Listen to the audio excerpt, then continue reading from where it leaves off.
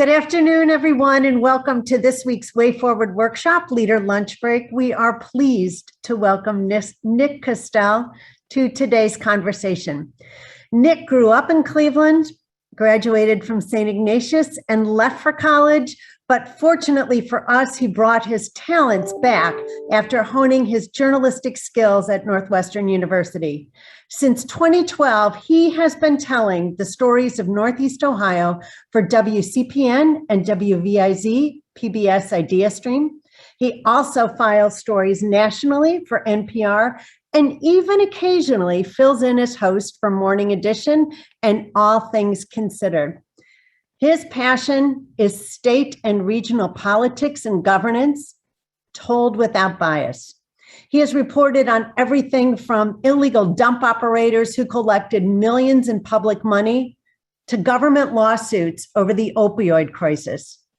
Most recently, his time is consumed by following the mayoral election. You will find this passion evidenced eloquently and impartially and detailed in his reports, in his podcast After Jackson, and in his most recent skillful moderating of the mayoral debate. Cleveland Scene has called him a local treasure, and we concur. We are grateful for his time today. Nick, I turn it over to you. Well, thank you very much. That's very kind of you to say. Really appreciate the introduction, and thank you all for being a part of this conversation and spending some time listening and hopefully also chiming in a couple minutes here. I just wanted to talk briefly really about the work that we're doing at Ideastream Public Media this year, covering the mayor's race, why we're doing it, what we're trying to achieve, and I'll try to share my limited knowledge here of how what the campaigns are doing and how I think this race is shaping up. So to start with, our podcast is called After Jackson, Cleveland's Next Mayor. We are trying to document this mayoral campaign week by week, every Wednesday in a podcast that you can get wherever you listen to podcasts, as well as airing them on Sound of Ideas every Wednesday. The goal is to tell the story of the campaign. It's to introduce people to the candidates, let you hear from them directly, hear them talk about the biggest issues facing the city. And I also really wanted to do in-depth enterprise reporting on some of these major issues. We've had pieces over the past few weeks about Cleveland's police chief, whether he will stay on as chief or is his time at the city numbered. We've had stories about this whole concept of treating racism as a public health crisis, looking at that intersection between, health and the quality of life in our neighborhoods. We just had a piece on this morning on the podcast, one about the West Side Market, and then another one looking at, the uneven development that we've seen around the city, the limited number of hot neighborhoods and the much larger number of neighborhoods that are really struggling right now. And so hopefully, in the aggregate, we're giving people a real sense of who these candidates are, what they're trying to accomplish, who's supporting them, as well as giving you a base of knowledge and some thoughts to take away maybe about what are the big issues in Cleveland right now, and what's really important, not just for the city, but also for voters. So that's the gist of it. That's what we're trying to achieve. You may have watched our debates that we hosted with the City Club of Cleveland. I had a lot of fun moderating. I guess it was last week. It's really all a blur to me. And I guess I would share a few observations maybe about the campaign, and then I'd be happy to take questions from people. One thing, first and foremost, that has really stuck out to me and maybe surprised me a little bit, although perhaps I shouldn't have been surprised, was just how much crime and public safety have predominated in the messages that we've been hearing from the candidates.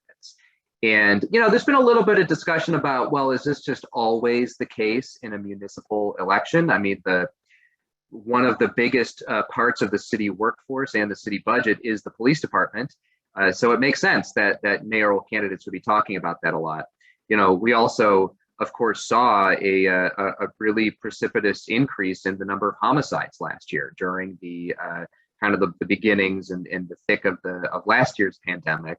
And I think the numbers are also not good this year as well. And I think that could be underlying some of it as well.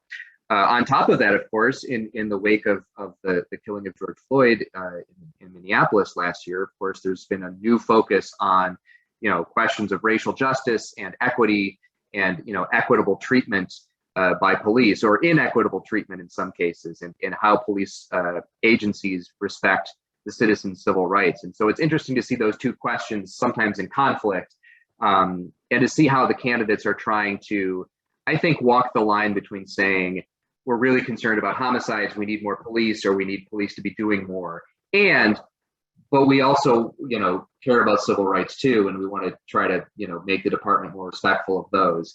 And I think different candidates have found different ways to try to weave those two messages together, up to the voters to decide whether that's convincing or not, or what they feel about that. I'm really interested in just trying to see how candidates are getting their message out, how they're interacting with people. It is difficult to do. One, because a lot of these mayoral forums have been done virtually, like this discussion here. And so you don't get that same kind of organic, crowd reaction, seeing how the candidates really talk with people. So that's been kind of a limiting factor. There's also just the reality that there's 7 of them out there, and I can only trail one at a time. And so that's I would love to just embed with all of them all the time, but that's obviously just not physically possible. But I mean, a few things that have stuck out to me about this campaign, is one, Dennis Kucinich, of course, at least in the limited polling that we have seen, it seems to be at the top of the pack, although there are a lot of undecided voters out there. And, he's obviously got the most name recognition as someone who has been around for, 40 plus years in Cleveland politics. And it's interesting to see how he has been conducting really what seems to be kind of an old school direct mail campaign. It seems like Cleveland voters have just been getting a flood of postcards from the Kucinich campaign, and everyone a different message. Obviously the bloody Cleveland sign got the most attention maybe, but there's been sort of a rapid barrage since then. And it's I think a tack that he has taken, dating even back to the 70s. I just read a book called The Crisis of Growth Politics by an academic named Todd Swanstrom. He actually worked briefly for the Kucinich and Voinovich administrations, and did a little bit of work on the Kucinich campaign in '79. And he described the campaign as being very grassroots focused and almost like an alternative media. And so even then, it was very focused on campaign literature, mailers, crafting these messages for voters. And it seems like he is very much doing the same thing this time, 40 plus years later. So that's interesting to see. Kevin Kelly is the council president and the best funded candidate in the race, obviously has the most resources at his disposal, at least at last check. And we're seeing him now use those resources to get on TV.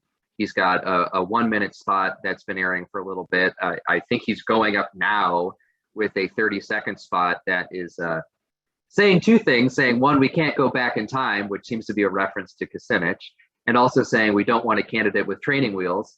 I thought was a message, aimed maybe at Justin Bibb as the youngest candidate in the race, although the campaign has said, no, it could be about many candidates who don't have the experience we think is needed.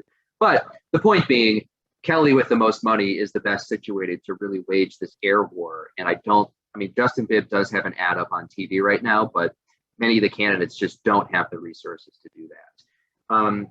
It's interesting to watch Bashir Jones' campaign because he brings something that nobody else has, which is a giant social media following on Instagram.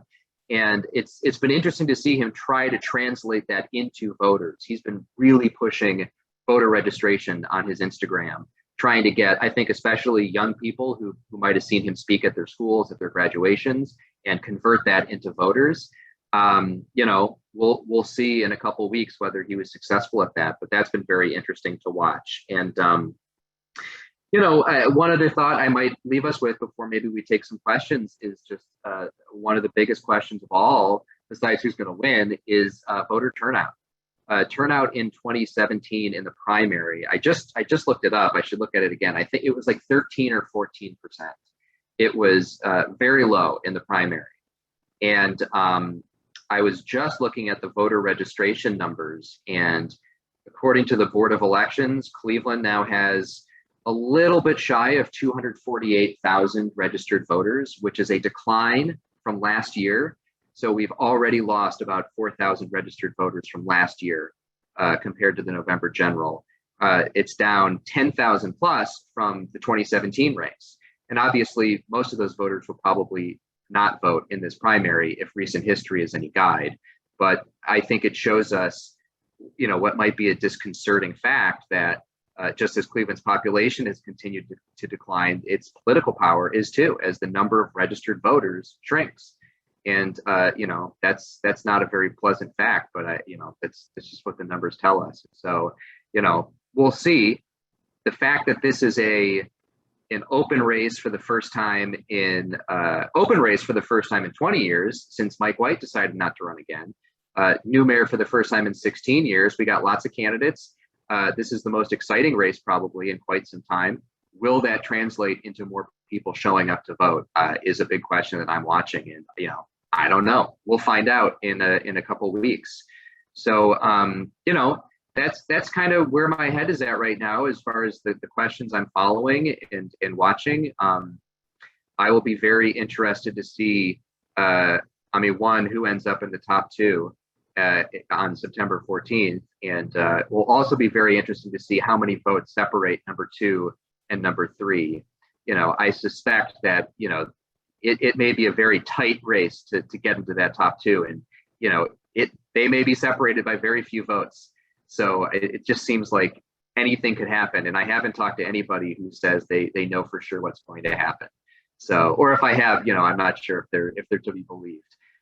It just seems like nobody knows. And that's the excitement about it too.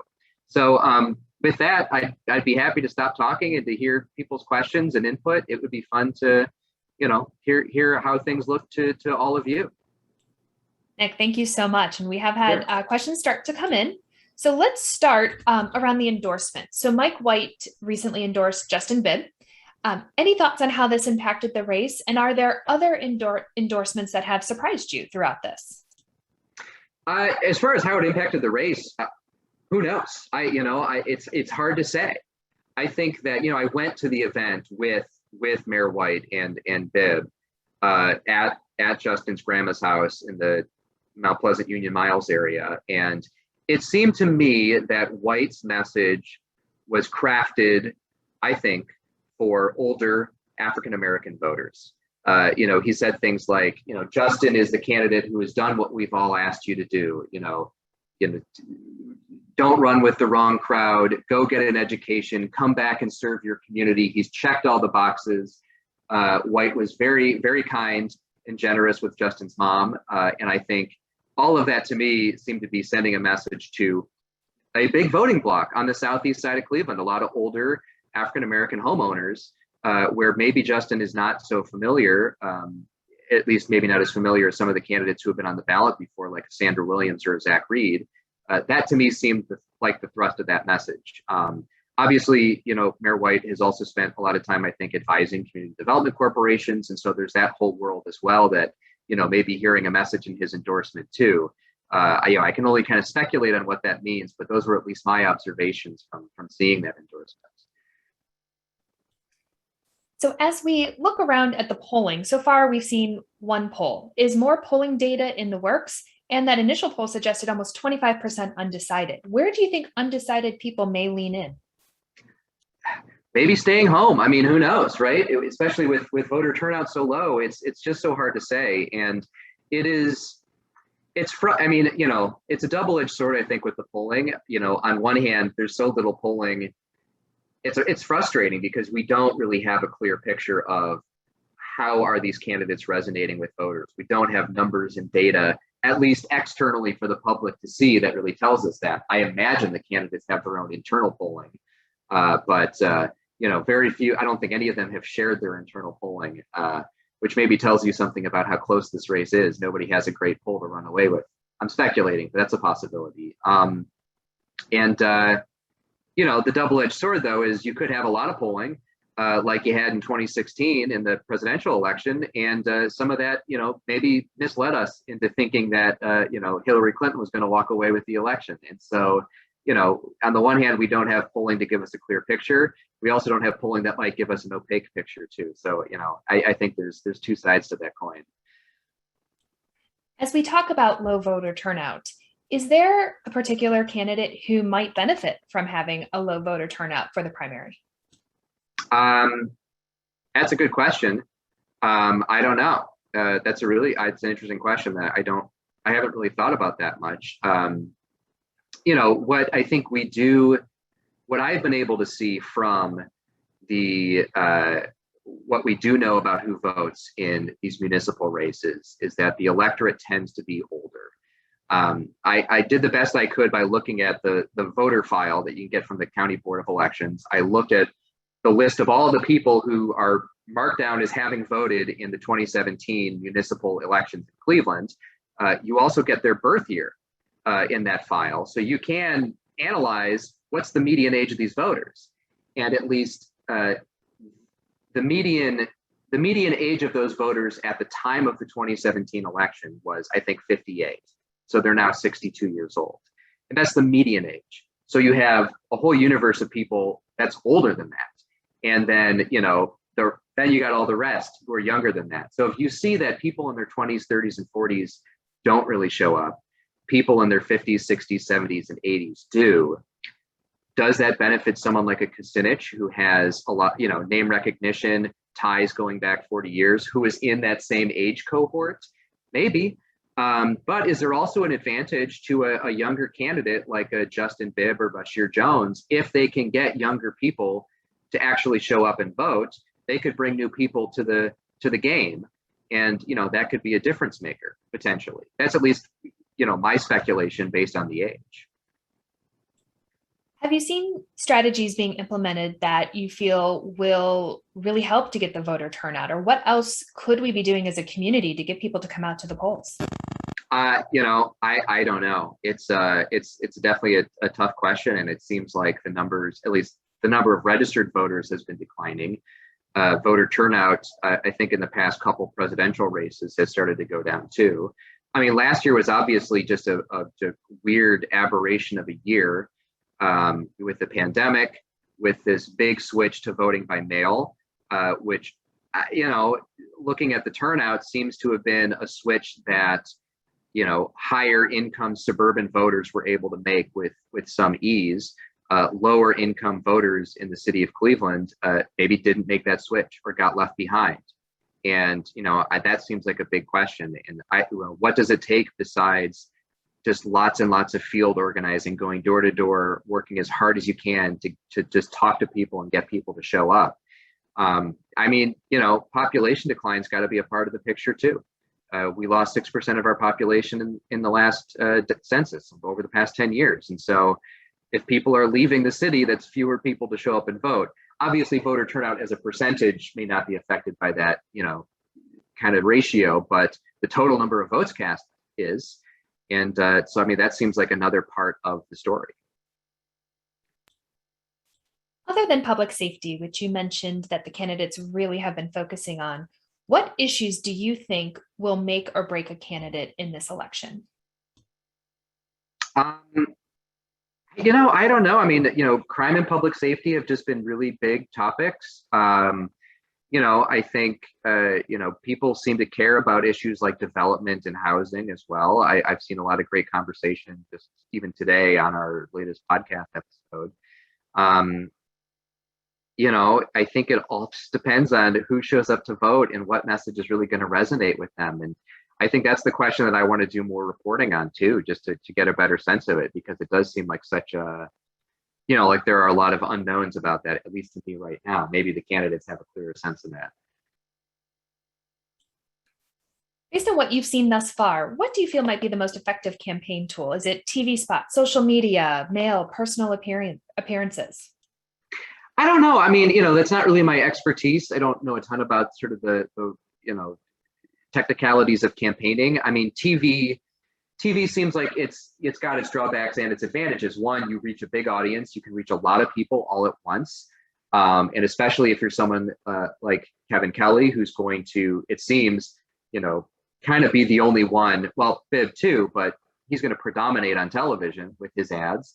So it might be to his advantage to be, one of the only people you hear from on TV.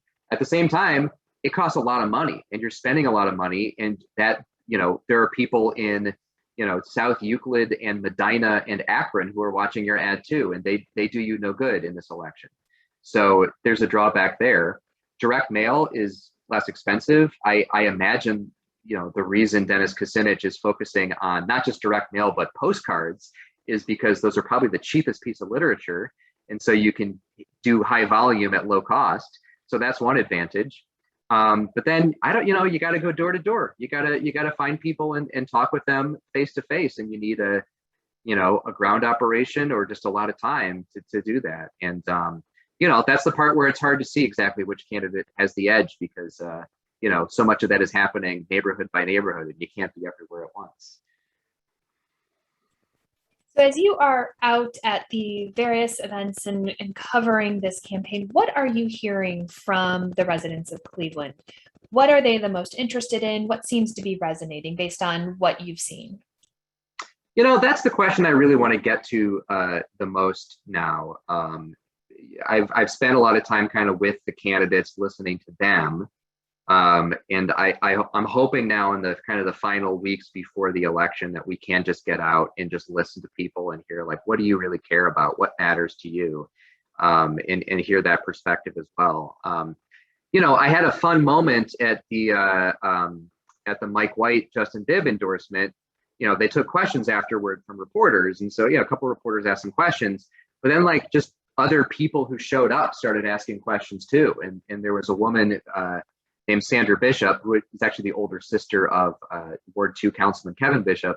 But she lives down the street. So she came by to see what was going on. And she had a great question about, we see all this vacancy and home demolitions on the Southeast side.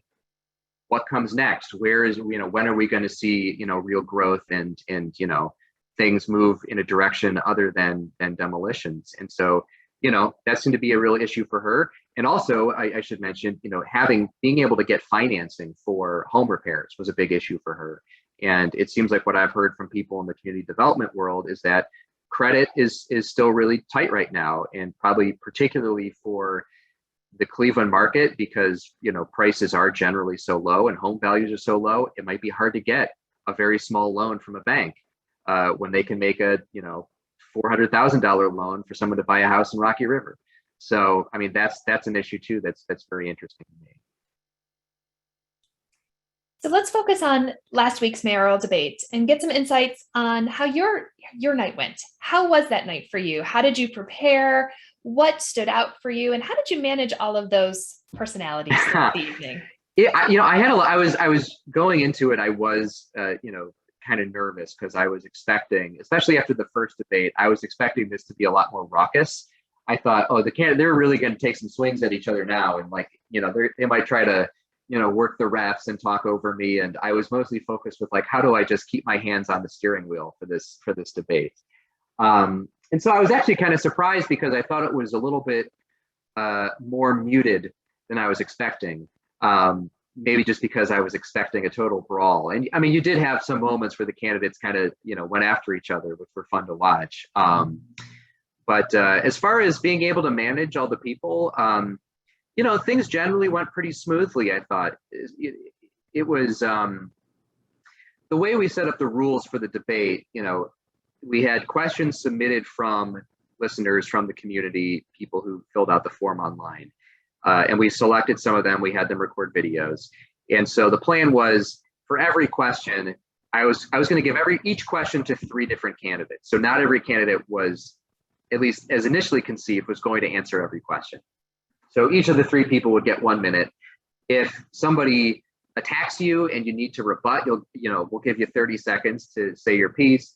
If you just want to chime in on a topic, you could also get 30 seconds. And so as it turned out, the candidates made maximum use of that, and every candidate wanted to say something about every question. And so you probably couldn't see it on the video because it was all tight on each person who was talking. But while someone else is talking, I'm scanning the rest of the candidates, like looking for kind of like a signal for them to say like, oh, I want to say something here. And so it was kind of, and I had a voice in my ear from the control room. I'm communicating with them kind of in hand gestures, like we got two rebuttals coming. And so, it was just a matter of working through those. And at a certain point, we just decided, everyone who wants to speak, let's just let them talk, because it's, why not?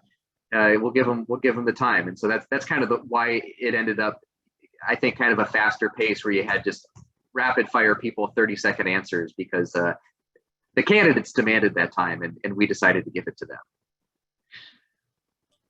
Well, you did a wonderful job. We have heard rave reviews and many calls for you to step up for presidential debates in the future. So No it might way. be in the future. No way.